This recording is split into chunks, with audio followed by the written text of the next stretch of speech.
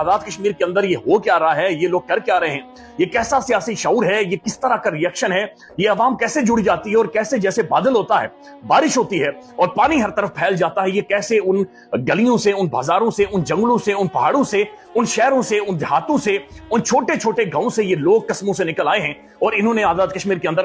کیا کر چھوڑا اور کس طرف یہ لوگ جا رہے ہیں۔ وائس آف امریکہ اس کے بارے میں کھل کر رپورٹ کر رہا ہے کہ حالیہ تاریخ میں یا موجودہ تاریخ میں آزاد کشمیر وہ واحد لوگ ہیں آزاد کشمیر کے جو اس وقت ایک منظم قوم بنتے جا رہے ہیں، اور یہ بھی اب ڈسکشن شروع ہو گئی کہ شاید جو ہمارا دوسرا حصہ ہے مقبوضہ کشمیر، جہاں پر انڈیا کا قبضہ ہے، شاید مقبوضہ کشمیر کے لوگوں کا جو سیاسی شعور ہے اس سے بھی زیادہ شعور آزاد کشمیر کے اندر ہم دیکھ رہے ہیں، اور آزاد کشمیر کے اندر یہ چیزیں نظر آ رہی ہیں۔ بلکہ ڈاکٹر موہت پیرزادہ صاحب اپنے ولاگ میں رپورٹ کرتے ہیں کہ جب میں نے یہ تحریک دیکھی اور میں نے اسے آبزرو کیا تو مجھے محسوس ہوا کہ پنجاب اور سندھ کے لوگوں سے کشمیر کے لوگوں کا شعور 50 سال آگے ہے،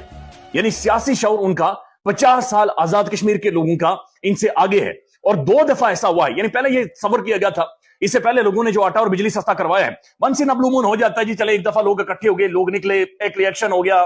قافلے بنتے گئے اور ٹھیک ہے یہ لوگ لے چکے، اب یہ دوبارہ سے نہیں ہوگا۔ لیکن اس دفعہ جو یہ ہوا ہے، یعنی اس